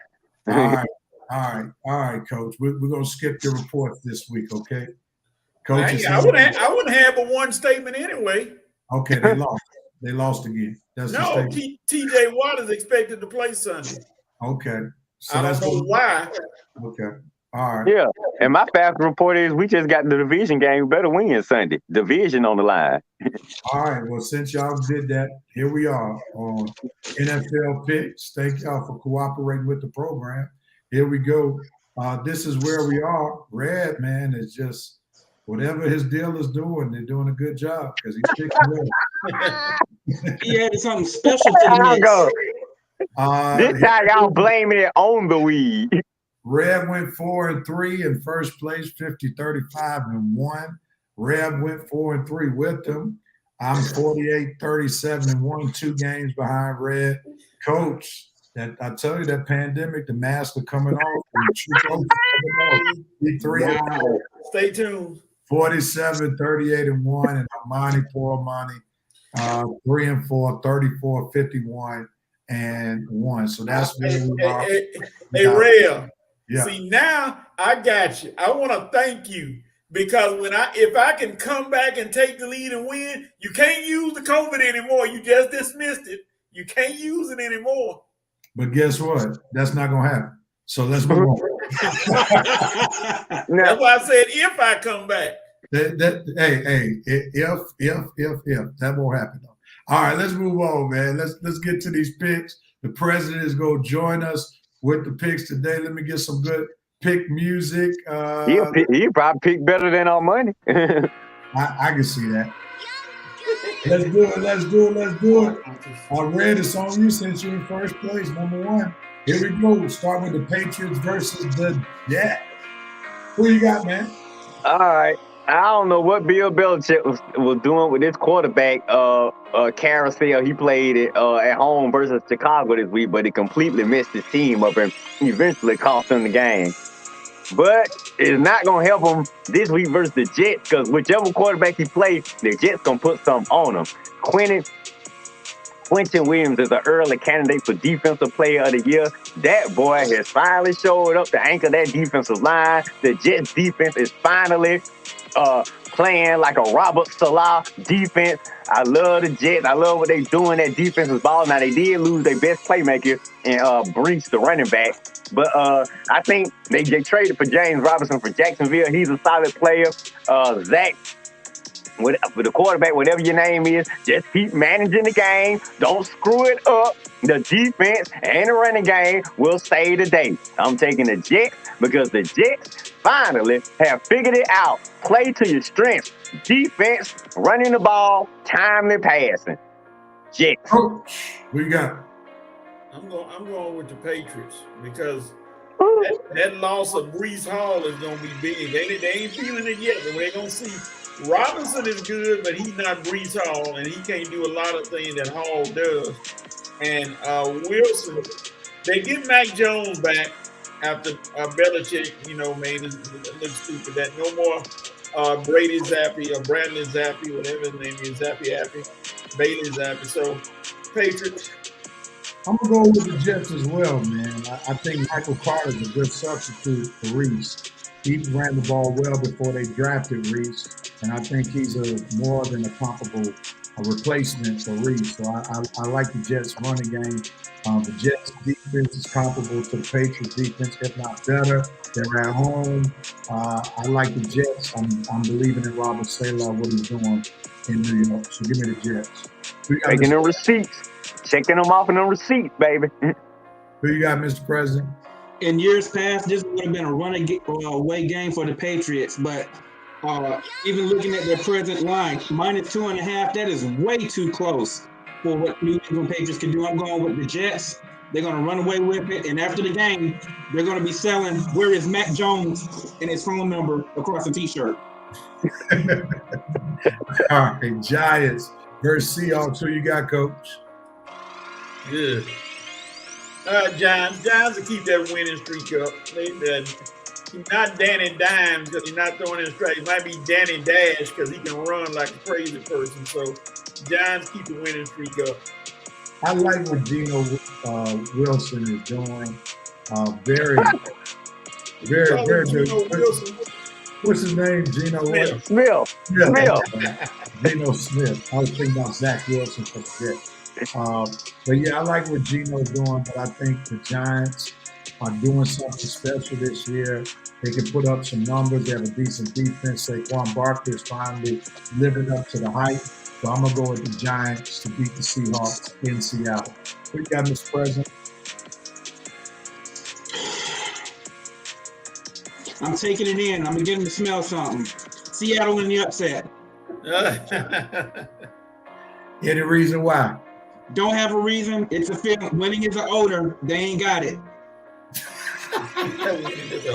All right, Red. Who you got, Red?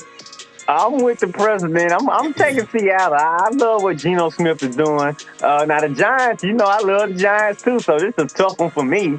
But I think Geno Smith at home versus Danny Dimes, or Coach call him, hey Coach, he living up to that nickname because he winning this year. So he kind of deserving of a nickname. But I think going up to Seattle might be a little bit too much for Danny Dimes this week. I like the way he's playing now. I think he's earning a contract extension for the Giants next year. I think the Giants need to lock him up because what he's doing with Brian Dable as coach, I think is working and it's sufficient enough to win games. But just not this weekend in Seattle because the Seahawks are balling too. They at home, 12th man again, running game.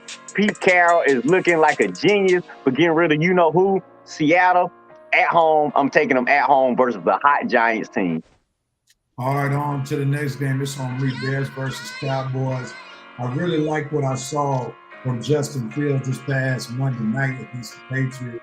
He looked like the ball player that many people are predicting him to be. I think it's a bigger monster going against this Cowboys defense. Plus, Dak is back. Not to say he had a great game last week, but I think they'll be serviceable. Even though Zeke Elliott will not be in the game, they still got my man Tony P running the field.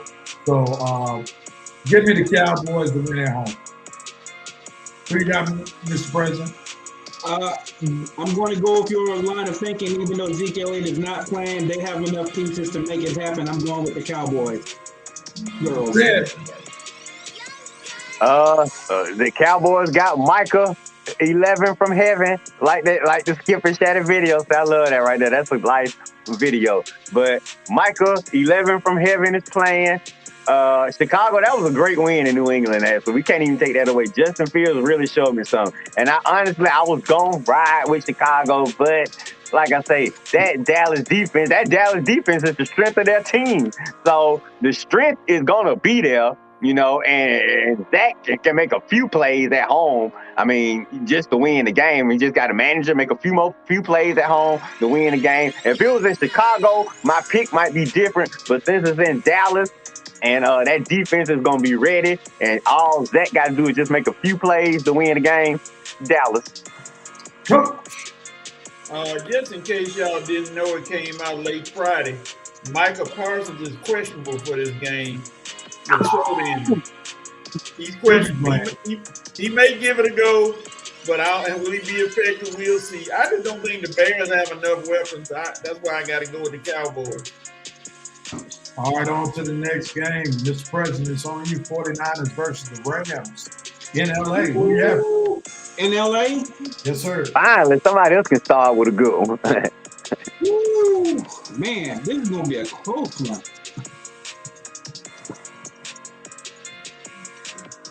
For no apparent reason that I have, I'm going LA Rams.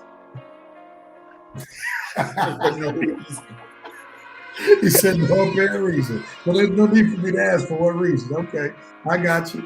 So, Mr. Prez on record with the Rams. Red, what do you got? For apparent reason, I'm going with the 49ers. 49ers now, let me help you now. Deebo Samuel is out tomorrow.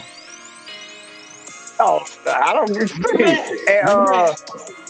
and the 49ers and the Rams got Matthew Stafford as quarterback. So he's a Super Bowl champion, Coach. He is a Super Bowl champion. Yeah, that is true. But yeah, you got me real. That is true. But I'm the Rams. The 49ers are playing much physical football than the Rams. Like I say, Rams, I can't think of one impressive victory they have this season. And most of the time they play a good team, they usually get defeated. And the 49ers really are playing some good ball since their starter went down. They put Jimmy G back in the lineup. They playing much physical ball. And Deebo Samuel, he's injured all the time anyway. So not Jimmy G, but Shanahan just throw somebody else up in there to make a few plays. What's the other guy they got? Christian McCaffrey. The guy whose last name I can't pronounce. With a K. Ayuk? Yeah, Ayuk. That's him. If he's playing, he can make a few plays, and they still got them running back. So I'm going to take the 49ers. I don't know if it's an upset, Thomas, but the 49ers to win in LA because it's really just right down the street from them. Coach, who you got? I'm going to go with the 49ers because Christian McCaffrey has averaged 7 yards a game. They got him. 7 yards of play since he's been there. He had 10 catches for almost 70-something yards and rushing. And Deebo being out is not going to make it that big a thing. And Rams, they're in a free fall. That Super Bowl lag. I'm going with 49ers. Man, Coach, you giving them stats about McCaffrey as if he played 10 games for the 49ers. He only played 1 game for them. Hey, he averaged 7 points. Every time he touched him, he averaged 7 points. 1 game. He gonna help him out, real. And a lot of those yards came with, as Shannon Stark would say, empty calorie yards. They were getting beat pretty badly, and that's how he got quite a few of those yards. But nevertheless, you made your pick. Give me the Rams. The Rams got enough defense to slow down Jimmy G. Also, without Deebo being there, they can harp on McCaffrey. So I like the Rams winning at least by a touchdown in LA. Oh, Kyle, you better not let me down, boy. I'm really going to rant on you next week. Get ready for him to let you down. All right, Red, it's on you. Packers versus Bills. Who you got? Oh, finally, an easy one. Bills all day. Do I need a reason? You tell us one reason. Okay. Green Bay offense is pure trash. Rodgers has no rhythm with his receivers. He don't even like most of them or any of them, and they probably don't like him. And Bills defense is going to take advantage of the Packers offense struggling. They at home. They don't have a week off to get ready. Man, this is going to be a blowout. This game might make Rodgers think about retiring right here because this is not going to be pretty right here. Bills by a lot. Coach. I would give the Packers something, but Aaron Rodgers talks too much. So I give it to the Bills. I'm going with the Bills. And the quarterback I trust for the Bills. So give me the Bills. Mr. President. Yeah, the Buffalo Bills will be packing some buffalo chips in their lunchbox. Bills going to run away with it. All right, it's unanimous. It's on to the next game. Coach, it's on you. Tell us why the Steelers going to beat the Eagles. I tell you, seriously though, if Watt does come back, which I think he shouldn't because he needs to stay away after the bye week, they went. Notice something though about the Steelers. Other than the Bills, they haven't lost games by many points. I'm gonna be honest with you. And I just don't think I mean Jalen Hurts is good, but just like you said a few weeks ago, you still don't completely think he's that good a quarterback, and he can be rattled a little bit. So just the way they rattle Tua, I think the Steelers can rattle him too. He's a young fella, those Alabama quarterbacks. So that's right. I'm gonna go with the Steelers. Go. I love how Coach try to speak with a serious face. Man, that don't sound like he believed one word that came out of his mouth. It's like he was just talking, man. Like, okay, I'm gonna give you something, but I don't really believe it myself. But it sounds good. I'm gonna go with the Eagles, man. But the Steelers are not ready offensively, and TJ Watt, he's a heck of a player. I don't know if he's healthy enough to make that much of a difference yet. But the Eagles have a better team, better offense, and they have the defense to stifle Pittsburgh's lethargic offense. So give me the Eagles. Mr. Prez, who you got? I'm about to shock the world. I'm actually right with Coach. Uh-oh. And on top of that, I'm smelling something. Uh-oh, smell. And I think it's going to new phrase, y'all. And it's going to come down to the kicker. It's going to come down to the kicker. Wow. And get ready for the 1972 Miami Dolphins to pop that champagne. Oh, wow, man. He said he got the smell of the kicker. Are you smelling what he's smelling? I don't know what is going on in the air in Pennsylvania or what these guys are smelling. He's in Atlanta. Okay. So, yeah, y'all in Atlanta with me. Let me open up my door right here and see if I can smell that. No, it's just regular air, Real. I don't know what Coach and Thomas are smelling. Maybe they cooking some big breakfast this morning or something, but I smell just natural Georgia air, which means I smell a lot of smog and fog and that stuff that come out of folks' cars, But I'm sorry, Coach and Thomas. I don't see it, man. Miss Dana's team is gonna be celebrating another week. The quarterback situation is just, Kenny Pickett, I just don't think he's ready to play with the big dogs just yet. The Eagles are that team. You smell it. The Eagles are just too good. They're just playing too good of football right now. Look, stranger things have happened, and I know this is an interstate rival, but like I say, me and Red will have to see it to believe it. But right now, we're not seeing it, so we don't believe it. And I'm with Rev. I'm picking Eagles. All right, last game. Falcons and Panthers is on me. I knew the Falcons weren't up for the task to go to Cincinnati and beat the Bengals on last week. But I do believe they're up for the task to beat the Carolina Panthers. The Carolina Panthers, I think, caught the Tampa Bay Bucks by surprise. They're trying to tank now, and I think the Falcons will be ready. They'll be geared up for the game. And then also they have a chance to be in first place. So I think the Falcons' run game will be enough, and their defense will do enough for the Falcons to beat the Panthers on tomorrow in the Mercedes-Benz Stadium. Mr. President, who you got? I'm in with your line of thinking. The run game's going to be decent. And believe it or not, and I'm starting to say this, the defense has actually improved, which in years past I could never say that. And I think they're one of the least penalized teams in the NFL. So if they play a pretty decent game and don't get the dumb penalties, they'll run away with this game. I take the Falcons for the win. Red, tell us why the Falcons will win. Because the Panthers have P.J. Hall at quarterback, and we supposed to have Marcus Mariota. P.J. Walker, I think his name. Oh, okay, P.J. Walker. P.J. Hall, P.J. Walker, P.J. can be peanut butter and jelly over there. The fact is that if you, Joe Burrow, I can understand, Marcus. You lose to this guy right here, boy, it ain't happening.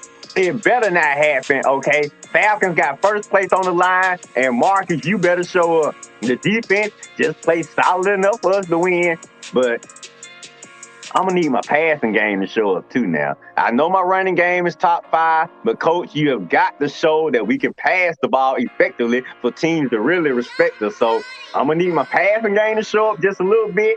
Get Drake involved. Get Kyle involved. It's a home game. Let's get the crowd involved. Let's get those guys some touches. But keep that running game balling. Falcons should win. It's like Thomas say, going away. I'm expecting 30-plus points tomorrow.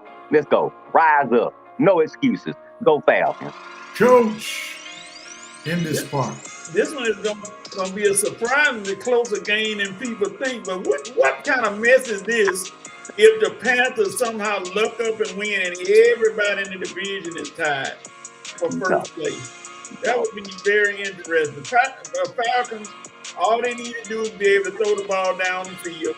I don't know if Carolina has the DB to keep up. So get Drake London and Kyle Pitts involved, and it's over with. So you got the Falcons? Yes, sir.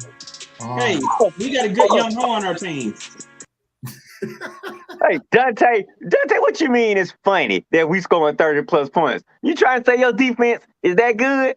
Okay, Dante want to talk stuff now? All right. 30-plus guaranteed, Rev. 30-plus points tomorrow, Dante. Guaranteed. Since you got that fire, Red, give us who have the right to do what, when, where, how. Okay. Let's see. Look, Lakers, you got the right to make some decisions and make a decision right now. Are we going for it? Or are you just trying to blow this thing up? Personally, like I said in my rant earlier, it's time to blow it up. But Lakers, you got a right to fix this thing and get us on the right path, because right now we are not on the right path. It's a shame when my out-of-town non-local team is the worst of all my dang on teams. And you would think that I would let them go because I'm not a LA native, but no, I'm not like that. But my Falcons, my Hawks, my Braves, my Bulldogs, they sitting pretty. Why my Lakers struggling? It used to be the other way around. It used to be my Lakers were sitting pretty while my home teams were struggling. But anyway, Lakers, you got a right to get right like my local teams are finally. Come on, y'all got too much history. Mr. President, do what, when, where, how? Major League Baseball, you have a right to get your marketing campaign right to get black players in Major League Baseball. 2022, only 7.2% of all players were black. You need to hire more executives in your front offices, and you also need to get your younger players into the communities to bring up these young people. And as Rev said, we probably see an influx from the middle class due to injuries from football. So Major League Baseball, you got a lot of work to do. Coach, Pittsburgh, you have the right to make Dana Bricker smile next week. For this week, she's going to have to be a little upset. All right. Why she going to smile next week, Coach? Because they ain't playing the Steelers. Nice. And Dusty Baker and the Houston Astros, you all have the right to win the World Series. I need y'all to win this thing for Dusty. I need y'all to let me be able to wear this Houston Astros jersey to church for Bible study, not Sunday morning, because I don't need them to let the offer be too low. Because Real. It's gonna be mutiny at the church, Real. Look at what Benson said. What did he say? My Gamecocks have the right to send nice. That's what we call them back home to the other Columbia with an L. And the Prez got some props today. Thank you, Mr. President, for joining us. Great job. Let's give him a hand. Stepping in for Waldo, also known as Lieutenant. I tell you, man, that is some funny stuff Miss Dana got down. Oh man, well, I know Rev gonna wear Dusty Baker jersey. Oh man, that's Oh man. Oh God, Real, you better hope they don't see. You better hope they don't see it, Real. oh man. But look, thank y'all for here it is. Since Philly sports are popular, the Sixers organization to take a look at Doc Rivers and let him down gently, and Rev has the right to cross over quietly. Coach has the right to continue to wear his COVID mask since he made protected break. Hey, Real, the Philadelphia booed Santa Claus. Don't think a Baptist minister is immune now. Right. All right, man. The VP is slamming down the gavel to end. Thank you, VP. On the Red and Real Sports Show. Thank you, Prez. Thanks again, Mr. President, for joining us today. You did a phenomenal job. Thank y'all, Reverend Nation, for keeping us live. I got to get ready to get out of here. Hey, one more thing. Hey, Coach, you didn't get an old folk joke out of me. I was done. I was waiting on the whole show. See? All right. Everybody, we'll see you next week. Same time, same Facebook page. Peace and love, everybody. We're out of here. Peace.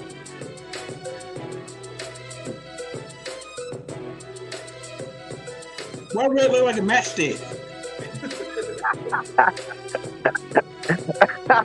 Oh, Lord.